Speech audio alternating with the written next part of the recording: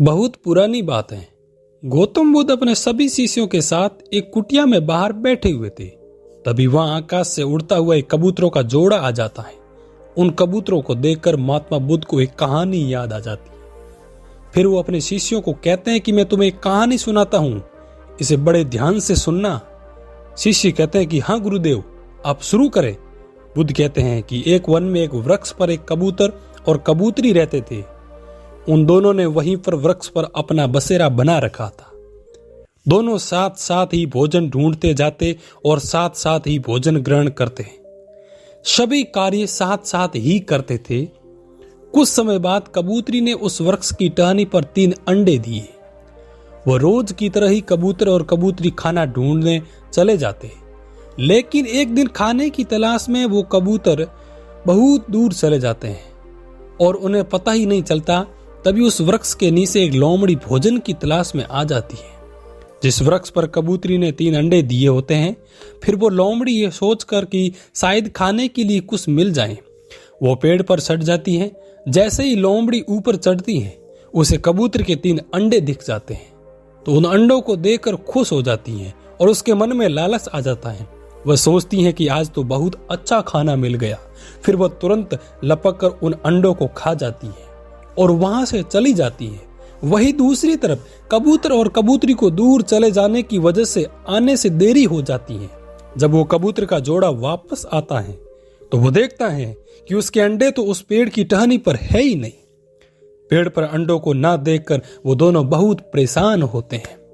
वो कबूतर का जोड़ा पूरे वृक्ष पर, हर टहनी पर, पूरे जंगल में उन अंडों को ढूंढता है, पर उन्हें वो अंडे कहीं नहीं मिलते।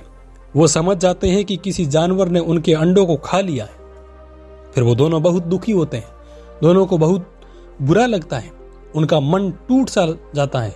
तब कबूतर ये निश्चय करता है और कबूतरी से कहता है कि अब वो घोंसला बनाएंगे और उसी में वो अपने अंडों को संभाल कर रखेंगे, ताकि फिर कभी कोई उनके अंडों को ना खाए।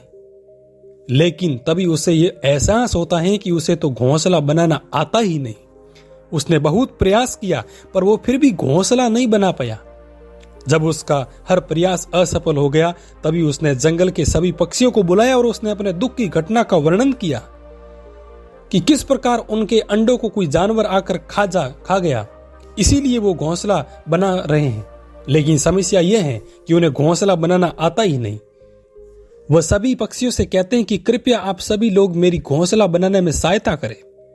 कबूतर की बात सुनकर सभी पक्षी उसकी मदद के लिए तैयार हो जाते हैं और फिर वो सभी ही कबूतर का घोंसला बनाना शुरू कर देते हैं। सभी पक्षियों ने कबूतर का घोंसला बनाना अभी शुरू ही किया था कि तभी कबूतर ने बोला कि अब वो घोंसला बना लेगा। उसने अब सब सीख लिया। उसने केवल उन पक्षियों के बताने के ढंग पर ही तय कर लिया था कि वो उनके बताए तरीके से स्वयं अपना घोंसला बना लेगा।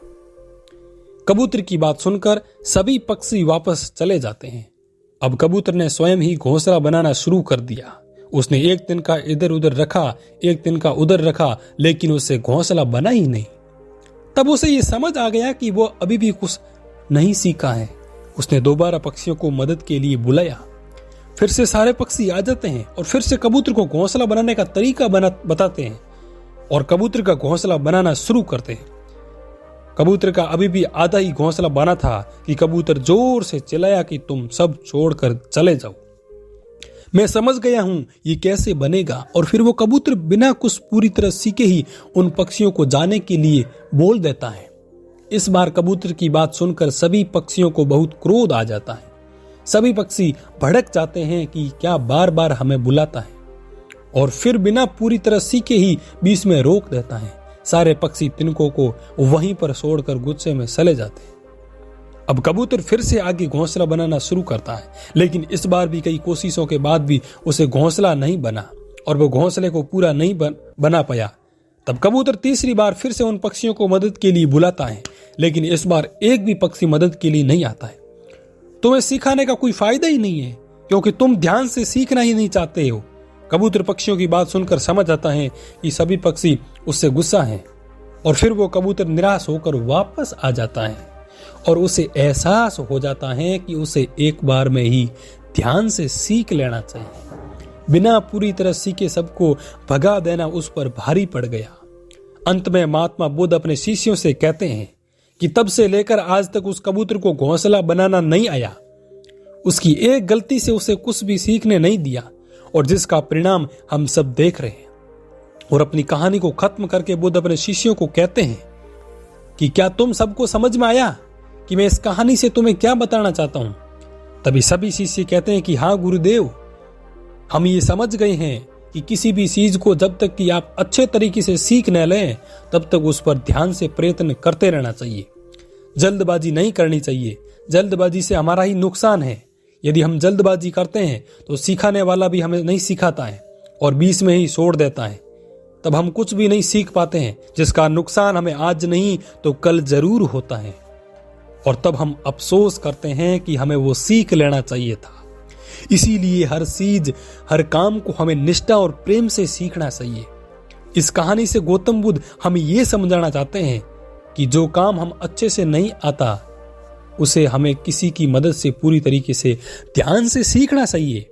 अन्यथा जो काम हमें नहीं आता उसे जबरदस्ती करने का दिखावा नहीं करना चाहिए, क्योंकि ऐसा करने से मदद करने वाले व्यक्ति 1 या 2 बार तो आपकी मदद करेगा, लेकिन हर बार नहीं करेगा और तब आपसे वो तंग आकर आपको सिखाना ही बंद कर देगा उन पक्षियों की भांति, और तब हम उसे सीख ही नहीं पाएंगे। इसीलिए किसी की मदद का सम्मान करते हुए उस काम को पूरी निष्ठा के साथ, पूरे ध्यान के साथ सीखना चाहिए। जब तक कि आप उसमें पूरी तरह से निपुण ना हो तभी आप कुछ सीख पाएंगे। एक बार की बात है, बहुत समय पहले की बात है, एक आश्रम में एक बहुत ही प्रतापी संत रहते थे। वो अपने आश्रम के सभी शिष्यों को शिक्षा दे रहे थे। वो रोज अपने आश्रम में अपने सभी शिष्यों को ध्यान के बारे में बताते थे, ज्ञान के बारे में और नई नई चीजों के बारे में बताते रहते थे। उन सभी बातों से अपने शिष्यों को अवगत कराते थे। धीरे धीरे समय के साथ जब उनके शिष्यों की शिक्षा पूरी हो जाती है तब वो संत गुरु कहते हैं कि अब आप सभी की शिक्षा पूर्ण हो गई है। आप किसी भी जगह जाकर अपने आगे की ध्यान साधना कर सकते हैं और लोगों तक अपने ध्यान का प्रचार कर सकते हैं। सभी शिष्य एक एक कर गुरु से आज्ञा लेकर अपने अपने मार्ग पर निकल जाते हैं। कुछ साल बाद गुरु सोचते हैं क्यों न उन सभी शिष्यों में से एक बार फिर से जाकर मिल जाएं, देखा जाए कि वो अपनी शिक्षा का किस प्रकार प्रयोग कर रहे हैं, कहीं वो किसी गलत मार्ग पर तो नहीं चल रहे हैं।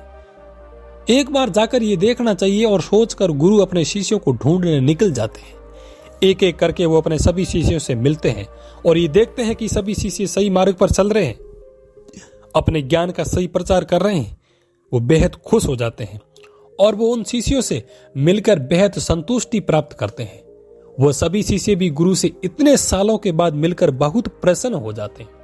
सभी शिष्यों से मिलने के बाद अपने आखिरी शिष्य से मिलने जाने का तय करते हैं। तभी उन शिष्यों में से एक शिष्य गुरु के पास आकर बताता है कि गुरुदेव, उस शिष्य ने तो घर त्याग दिया है। वो जंगल में एक आश्रम में सन्यासी बनकर रहता है और साथ ही वो कठोर ताप जाप करता है। शिष्य की ये बात सुनकर गुरु बहुत प्रसन्न हो जाते हैं।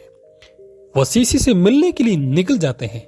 गुरु अपने उस शिष्य की परीक्षा लेने के लिए एक सुंदर स्त्री का वेश धारण कर लेते हैं और उस जंगल में शाम के समय पायल की आवाज समसम करते हुए उस शिष्य के आश्रम की तरफ बढ़ जाते हैं और आश्रम के भीतर जाकर देखते हैं कि एक संत बाबा साधना में लीन होकर बैठे हैं।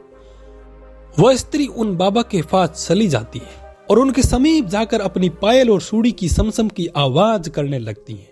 वो आवाज सुनकर बाबा आंखें खोल देते हैं तो उनके सामने एक सुंदर सी स्त्री खड़ी हुई थी। वो जितनी सुंदर थी उतनी ही आकर्षक लग रही थी। वो स्त्री बाबा की आंख खुलते ही बाबा के समक्ष हाथ जोड़कर खड़ी हो जाती है और कहती है कि बाबा, मैं बहुत ही परेशान हूं। मैं यहाँ पर अपने कुछ सहेलियों के साथ मेले घूमने आई थी, लेकिन अचानक ही आंधी और तूफान आ गया और मैं उनसे बिछड़ गई। सभी की सभी न जाने किधर चली गई और मैं अकेले यहाँ पर फंस गई हूँ और भटकते भटकते इस जंगल में आ गई हूँ। अभी भी मौसम बहुत खराब है और कुछ ही देर में अंधेरा हो जाएगा। मेरी आपसे विनती है कि आप मुझे आज रात यहीं आपकी कुटिया में रुकने की इजाजत दें। आपकी बहुत कृपा होगी। ये सुनकर वो बाबा कहते हैं कि अरे पागल, क्या ये कोई पाठशाला है? ना कोई धर्मशाला है। ये तो मेरी बस एक कुटिया है और इस कुटिया में तो केवल संत फकीरों का आसन लगता है। इसमें हम सभी संत फकीर भोजन करते हैं, माला फेरते हैं, अपने शरीर की साधना करते हैं। यहाँ पर औरतें काम नहीं करती। तुम कहीं और जाकर अपना ठिकाना देखो, यहाँ रहना तुम्हारे लिए उचित नहीं है। ये सुनकर वो स्त्री कहती है कि महाराज, अब रात होने को है, इस अंधेरे में जंगल में अकेले भला मैं कहां जाऊंगी? बस एक रात की तो बात है, आप मुझे यहां पर रुकने दीजिए, मैं सुबह होते ही यहां से लौट जाऊंगी। मेरे यहां रुकने से आपको कोई परेशानी नहीं होगी। यह सुनकर वो बाबा को सोचने लग गई और फिर कहते हैं कि ठीक है, तुम अंदर से मेरी माला लेकर मुझे दे दो और अंदर कुटिया में जाकर विश्राम करो। मैं आज बाहर की तरफ ही रुक जाता हूं। ध्यान रहे, सुबह होने से पहले तुम बाहर नहीं आओगी और अंदर से दरवाजा बंद कर लेना, अंदर की कुंडी लगा देना। वह स्त्री गुरु को अंदर से माला लाकर दे देती है और बाबा उस स्त्री से ये बात बार बार दोहराते हैं कि तुम बाहर मत आना, वरना मेरी साधना भंग हो जाएंगी। वो स्त्री ठीक है ये कहकर कुटिया के भीतर चली जाती है और अंदर से कुंडी लगा लेती है और जाकर सो जाती है। देर रात तक वो बाबा आराधना करते हैं। उसके बाद में अचानक से उन्हें उस स्त्री का ख्याल आने लगता है जो कुटिया के भीतर है। उनके मन में उस स्त्री के प्रति सल आने लगता है। उनके कदम उस कुटिया की तरफ बढ़ने लगते हैं। वो आधी रात में जाकर उस कुटिया का दरवाजा खटखटाने लगते हैं, लेकिन स्त्री दरवाजा नहीं खोलती। यह देखकर संत बाबा क्रोधित हो जाते हैं। वो दरवाजा क्यों नहीं खोल रही है? फिर वो क्रोध में आकर एक हथौड़ा ले आते हैं और काफी देर मेहनत करने के बाद उस दरवाजे को तोड़ने में सफल हो जाते हैं। वो कुटिया के अंदर प्रवेश करते हैं, परंतु भीतर कुटिया में अंधेरा ही अंधेरा होता है। उन्हें कुछ भी दिखाई नहीं देता है।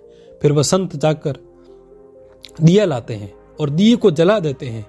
दिए को जलाते ही जैसे ही चारों तरफ स्त्री को देखने के लिए नजर घुमाते हैं तो वह स्त्री कहाँ है? तभी वो संत बाबा ये देखकर हैरान हो जाते हैं। एक बहुत बड़ी दाढ़ी, मूंछ वाला, बड़ी जटाओं वाला महाराज आंखें बंद करके माला फेर रहा है। कपट्टी संत ये देखकर सन हो जाता है कि उसकी कुटिया में उस खूबसूरत स्त्री की जगह ये महात्मा बैठे हैं। वो महाराज और कोई नहीं बल्कि उसके गुरु थे। वो स्त्री का रूप धारण करके अपने शिष्य की यानी उस संत बाबा की परीक्षा लेने आए थे।